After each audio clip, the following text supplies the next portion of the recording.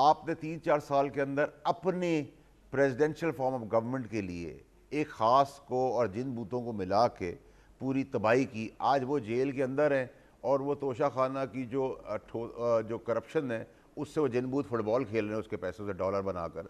ठीक है, तो किया तो डिफरेंट आपने भी कुछ नहीं। फैसल वाडा साहब, थोड़ा बताइएगा, ये पौने 2 साल दो बड़े चैलेंजेस थे शहबाज शरीफ को। एक मईशत के ऊपर, उसमें भी आप बात कर सकते हैं, लेकिन ज्यादा बड़ा जो मेरा सवाल है वो ये कि सियासी चैलेंज था। इमरान खान ने एक तूफान मचाया हुआ, उनको सियासी चैलेंज वैसे तो नहीं था, सारी पॉलिटिकल पार्टीज उनके साथ थी, कोई ऑपोजिशन नहीं थी, सब गवर्नमेंट में थे, जो ऑपोजिशन थी वो भी बड़ी आराम थी। ऑपोजिशन चैलेंज था इमरान की तरफ से। आपके ख्याल में शहबाज शरीफ एज अ लीडर कैसे इमर्ज किए इन दो बड़े चैलेंजेस में से, आपसे सुनना चाहूंगा। बहुत शुक्रिया कामरान शाहिद साहब। एक तो ये कि आप जिस मुल्क में बैठे हुए हैं, आपके दाएं बाएं में शहबाज शरीफ साहब के बड़े भाई भी कहीं होंगे, तो आप जल्दी आ जाएं, वरना कहीं हम आपके लिए भी ना सोचना शुरू कर दें कि आप भी शायद वहाँ जाके प्लेटलेट्स की वजह से रह गए हैं। तो जल्दी आ जाएं आप। देखिए कामरान साहब, मैं कामरान साहब आपको पहले भी आपके प्रोग्राम्स में बोल चुका हूँ कि देखें, आप तहरीक इंसाफ ले लें, आप पीटीआई ले लें, तहरीक इंसाफ ले लें, आप पीपल्स पार्टी ले लें, आप नून लीग ले लें या 13 जमातें ले लें, ये सारे के सारे आउटडेटेड एक्सपायर्ड माल है।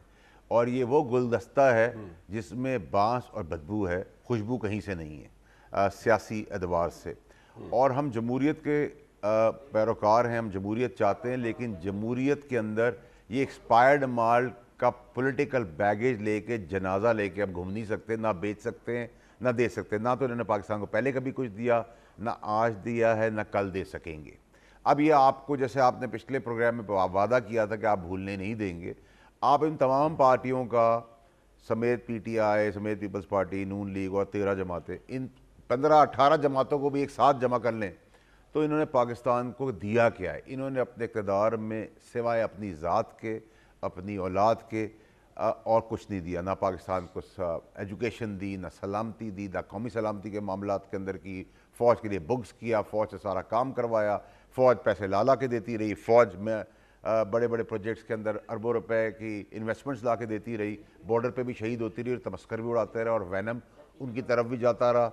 और फिर ये तमाम पार्टियाँ बैठ कर आज लेक्चर दे रही हैं। तो मेरा सवाल ये है कि जितने भी आपके पैनलिस्ट हैं समेत आपके, क्योंकि आपका तजुर्बा बहुत ज़्यादा है, आप मुझे बता दें कि आप 3 साल, 5 साल, 25 साल और 20 साल इस सारी हुकूमत करने वालों में से बताएं कि इन्होंने 3 पाकिस्तान को क्या चीज़ें दी हैं सिवाय एक चीज़ के। क्या वो चाहते हैं कि अपनी एक्सपायर्ड माल के साथ साथ लायक और नालायक औलाद भी हम इनकी ले लें बतौर गुलामी, कि जी अब वो नहीं होंगे, वो लायक हो या नालायक हो उनको ले लें, मतलब प्राइवेट लिमिटेड कंपनी चल रही है। ठीक है सर, तो आप मुझे 3 चीज़ें बता दें कि इस सारे ढांचे ने, ये जमहूरियत के नाम पर जो जमहूरी जनाजा हम लेके फिरे पिछले 65 साल, लेकिन वाडा साहब मुझे एक बात बताएं कि एक डिफरेंस है वाडा भाई, एक डिफरेंस है, इमरान खान की कोई औलाद नहीं है, कोई नेपोटिज्म उस तरह का वो कहते हैं कि नहीं है उनकी पार्टी के अंदर, और वो कहते हैं कि अभी अगर मैंने गलतियां की हैं तो इनको तो 3-3 दफा आजमाया हुआ है, मैं तो अभी पहली दफा गलती की तो मुझे दोबारा आजमाया जाए। तो आप उनको भी एक्सपायर्ड खाते में डालेंगे, इमरान साहब को भी, और गिवन द फैक्ट के उनकी उस तरह कोई वो औलाद नहीं है जो नेपोटिज्म करे या मरूसी सियासत आगे चलाए? वाडा साहब देखिए आपकी बात बिल्कुल बजा है, लेकिन डिक्टेटरशिप तो है ना, नंबर 1। नंबर 2 ये कि आपने एज ए बकौल लीडर, आप एक अच्छे साफ सुथरे आदमी थे, आपने पर्सनल कैपेसिटी में बहुत कुछ अचीव किया था, तो आपने 3-4 साल के अंदर अपने प्रेसिडेंशियल फॉर्म ऑफ गवर्नमेंट के लिए एक ख़ास को और जिन बूतों को मिला के पूरी तबाही की। आज वो जेल के अंदर हैं और वो तोशा खाना की जो करप्शन है उससे वो जिन बूथ फुटबॉल खेल रहे हैं उसके पैसों से डॉलर बनाकर। ठीक है, तो किया तो डिफरेंट आपने भी कुछ नहीं। उसने 100, हमने 100 की चोरी कर दी, यानी कि इमरान खान साहब ने, उसने 500 की, उसने 5000 की, 5 लाख की। नंबर 1।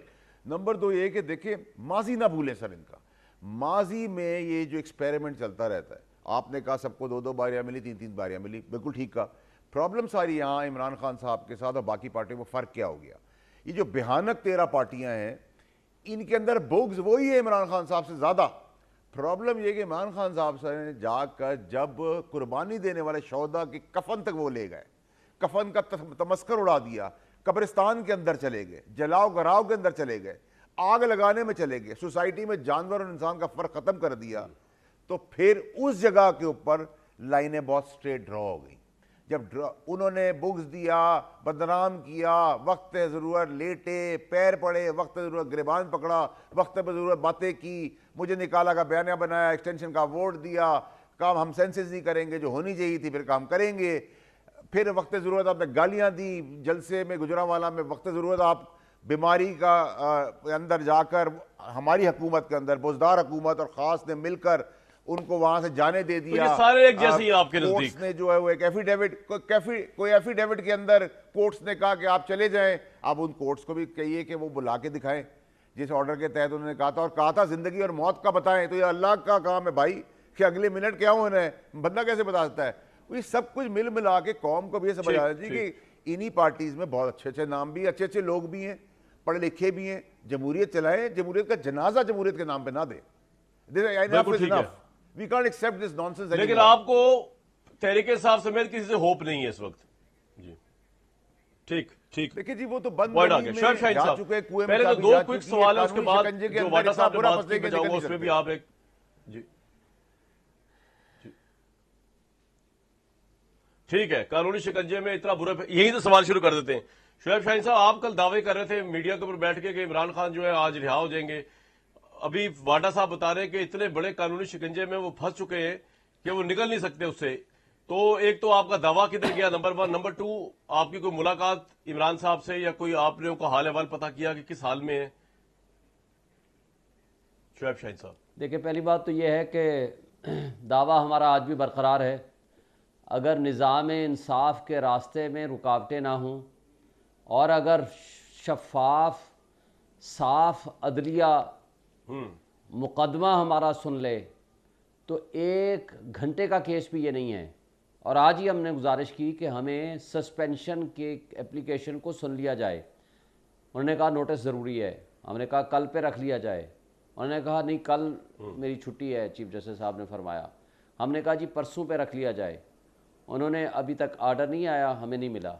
हो सकता है 2 दिन बाद 4 दिन बाद उन्होंने कहा जी मैं इसको डेट को रखूँगा। जिस दिन ये बहस होगी, मैं आपको दावे से कह रहा हूँ इस केस में कुछ भी नहीं है, ये 1 घंटे का केस भी नहीं है।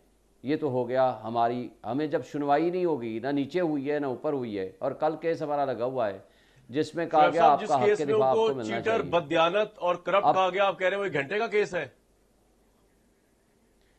एक ऐसा शख्स, एक मुतासिब जज जिसका सारा कंडक्ट आपके सामने हो, जिसने अपने कंडक्ट के ज़रिए, अपने फ़ैसले के ज़रिए ये साबित कर दिया कि वो एक गलत फ़ैसला, बाइस्ड, और वो हक़ाइक़ के बरक्स, वो कहते हैं कि ना आपको गवाह पेश करने देंगे ना आपको सुनेंगे।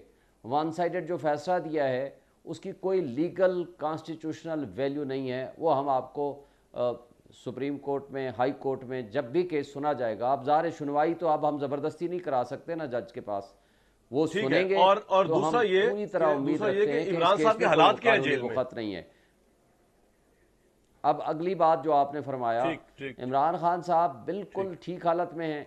वो फौलाद की तरह, चट्टान की तरह खड़े हैं, इर्रिस्पेक्टिव कि उनके साथ जो ज़्यादती ज़हनी और जिस्मानी उनके साथ अजियत का सलूक किया जा रहा है, एक being former prime minister, irrespective कि आपने उसको ये फैसिलिटीज़ देनी है ये नहीं देनी, आप एक साफ़ सुथरा कमरा देने का उसका जो हक है, और जो उस जज ने फैसला किया हमें भी बताया ताकि हम उस पर प्रोटेस्ट करें।